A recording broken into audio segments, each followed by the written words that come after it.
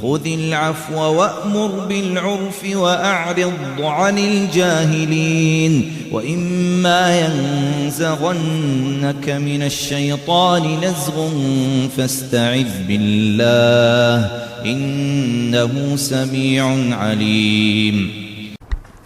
Masalah jahiliyah ke-21 silakan. Masalah jahiliyah ke-21, menyelewengkan nas-nas atau dalil-dalil dari maknanya yang hak. Menyelewengkan firman Allah Ta'ala setelah mereka memahaminya dan mereka mengetahuinya.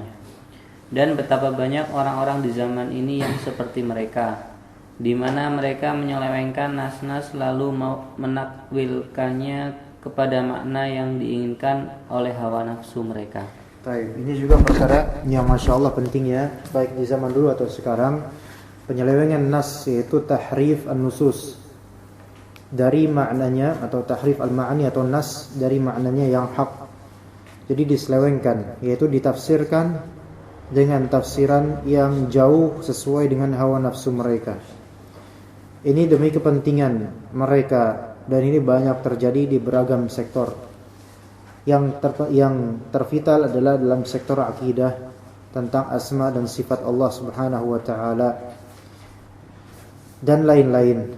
Di zaman ini ya banyak yang menyelewengkan nas-nas lalu menakwilkannya. Dia ada takwil namanya. Takwil artinya kembali ke makna asal, itu asli dari makna takwil. Jadi ada yang namanya tafsir, ada yang namanya takwil, ada yang namanya tahrif. Kalau tafsir itu adalah mengetahui makna dari suatu kata atau kalimat. Itu adalah tafsir, menjelaskan makna suatu kata atau suatu kalimat. Dan tafsir asalnya adalah memahaminya dengan makna yang memang masyhur asalnya. Kemudian ada istilah namanya takwil.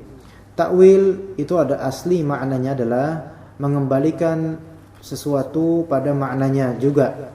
Kalaupun misalnya mengembalikan suatu kata atau kalimat kepada makna yang jauh, itu harus dengan adanya dalil. Misalnya ketika antum melihat ada tulisan APEL, ya APEL. Asal dari ketika apa yang datang ke pikiran kita dari kata APEL itu adalah nama buah.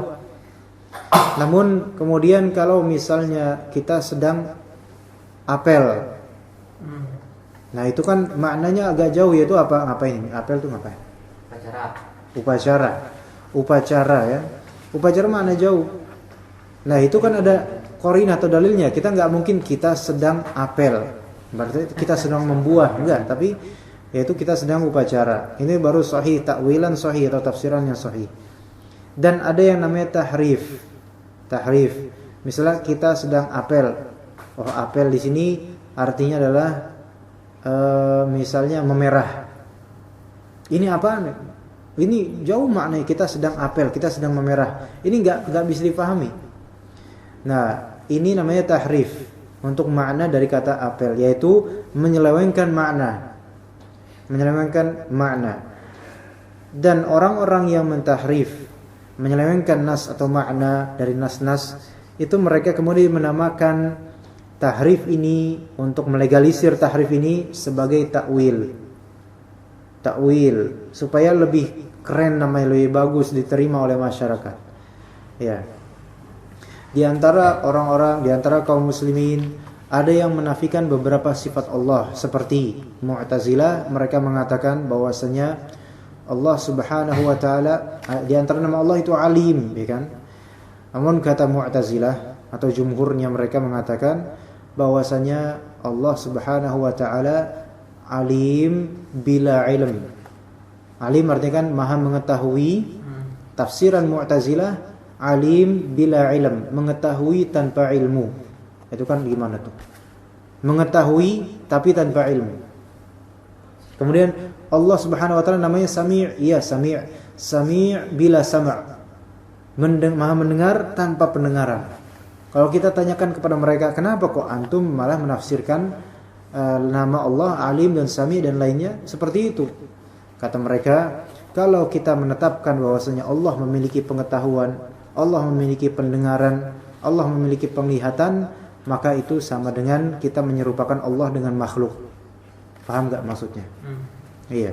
Jadi mereka mengatakan Allah Ta'ala, nama Allah, iya benar, nama Allah adalah Alim, Sami', Basir, ya kan?